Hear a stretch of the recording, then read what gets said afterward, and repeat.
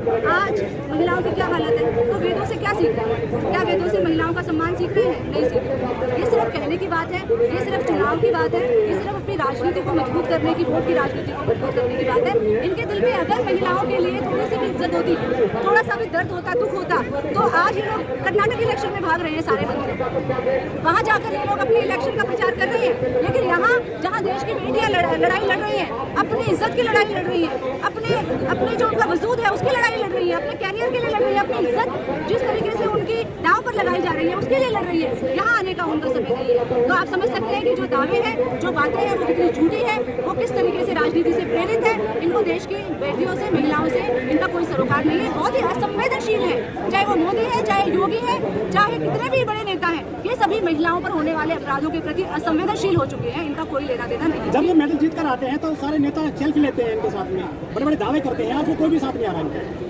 क्यों साथ नहीं आ रहा? यही तो दुख की बात है। हम भी यही सवाल पूछने आए हैं कि कहाँ है, जब इस देश की बेटियां गोल्ड लेकर आती हैं, इस देश का नाम रोशन करती हैं, तो सब कहते हैं कि हमारा नाम ऊंचा किया है। लेकिन आज जब वो नाम ऊंचा असल में कर रही है, आज भी यहाँ पर जो लड़कियां लड़ रही हैं, जो वो देश का ही नाम ऊंचा कर रही हैं, क्योंकि वो देश की 50% आबादी के लिए लड़ रही है। और ऐसी लड़ाई लड़ रही है जो कि इस देश की मूलभूत लड़ाई है, जो कि इस देश की 50% आबादी के वजूद की लड़ाई है। वो लड़ाई आज ये लड़कियां लड़ रही है। इसीलिए आज इस देश की जनता को इनको मेडल देना चाहिए, और इस देश की जनता इन लोगों को मेडल देगी, क्योंकि ये लड़कियां यहाँ से अपनी मांगों को पूरा करके ही उठेंगी। खिलाड़ियों पर आरोप लग रहे हैं कि ये लोग अपनी निजी सुबह जो है स्वार्थ के लिए यहाँ पर बैठे। लेकिन जो निर्भया कांड हुआ था उसको याद कीजिए, उन्नाव में जो हुआ था उसको याद कीजिए।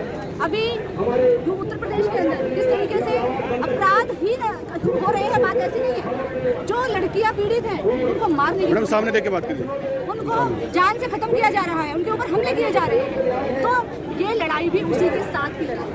ये कोई अपने उनसे अलग लड़ाई नहीं है, ये महिलाओं पर होने वाले अपराधों के खिलाफ लड़ाई है। ये अपने महिला होने के नाते जो अपनी सुरक्षा हमें मिलनी चाहिए वो सरकार देने में नाकाम है, ये उसकी लड़ाई है। लेकिन सबसे ज्यादा बीजेपी में विधायक और सांसद है महिला, कोई भी साथ नहीं आ रही उनमें से, इतनी स्मृति ईरानी आ रही है। देखिए दुख की बात है, सिर्फ स्मृति ईरानी की बात नहीं है, बबीता फोगाट जो खुद एक खिलाड़ी है, जो खुद एक रेसलर है, वो भी भारतीय जनता पार्टी का हिस्सा बन चुकी है। इसलिए ये महिलाएं हमारी आदर्श नहीं है, ये नहीं आएगी, क्योंकि जो व्यक्ति अपने स्वार्थ से प्रेरित होकर कुछ काम करता है, उसके लिए जनता का स्वार्थ, देश की 99% जो आबादी है, छात्र, नौजवान, किसान, महिलाएं, उनके दिल में जिनके लिए दर्द नहीं है, वो चाहे किसी भी पार्टी में हो, चाहे वो बीजेपी में हो, चाहे कांग्रेस में हो, वो इस देश की जनता का आदर्श नहीं हो सकता। हमारा आदर्श सावित्रीबाई फुले जैसी महिलाएं हैं, जो किसी पार्टी की मंत्री नहीं थी, जो किसी की MP नहीं थी, लेकिन उन्होंने देश की महिलाओं के लिए काम किया। इसीलिए हमारा आदर्श सावित्रीबाई फुले जैसी महिलाएं हैं, ना कि जो राजनीतिक बहुत सारी खाप है हमारे देश में, वेस्ट उत्तर प्रदेश में खासतौर पर, और हरियाणा में भी। आप भी कोई सपोर्ट नहीं कर रही है लड़कियों को?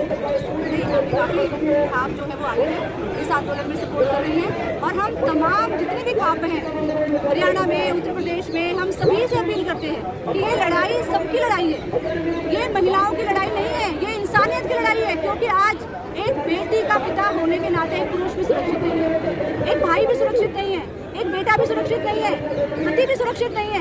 तो ये लड़ाई सिर्फ महिलाओं की नहीं है, ये मानवता की लड़ाई है। लेकिन मानवता की लड़ाई में सबको शामिल होने की। लेकिन जो किसी तो बुलडोजर चला देते हैं और उनके घर पे क्यों कार्रवाई नहीं कर रही? उनके ऊपर बुलडोजर चलाते जो बुलडोजर की राजनीति है, ये इनकी पहचान है। देखिए इतिहास हमारा गवाह है कि जो व्यक्ति जैसा होता है वो उसकी पहचान बन जाता है। गांधी जी थे, उनकी पहचान क्या थी? चरखा क्या है? चरखा है उत्पादन का, निर्माण का सूचक है। लेकिन ये जो योगी और मोदी की सरकारें हैं, इनकी पहचान क्या है? बुलडोजर। क्योंकि बुलडोजर क्या है? बुलडोजर क्या है? वो विध्वंस का प्रतीक है। तो ये सरकारें विध्वंसक हैं। इनका प्रतीक जिनका बुलडोजर हो, वो क्या कर सकती है वो सरकारें? वो तो कहते हैं अपराधियों पे चलाते हैं बस। ये मीडिया भरा हुआ है, कितने अपराधी बुलडोजर से मरे हैं और कितने मासूम बुलडोजर से बेघर हुए हैं। कितनों की खून पसीने की कमाई, पूरी जिंदगी की कमाई जो है वो पूरी चली गई है। ये पूरा मीडिया भरा हुआ है, अखबार भरे हुए हैं।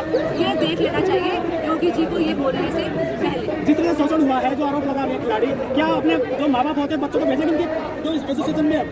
देखिए हमारी बेटी भी स्पोर्ट्स में जाती है, हम खुद डरे हुए हैं। एक डर है कि यही हश्र होगा क्या?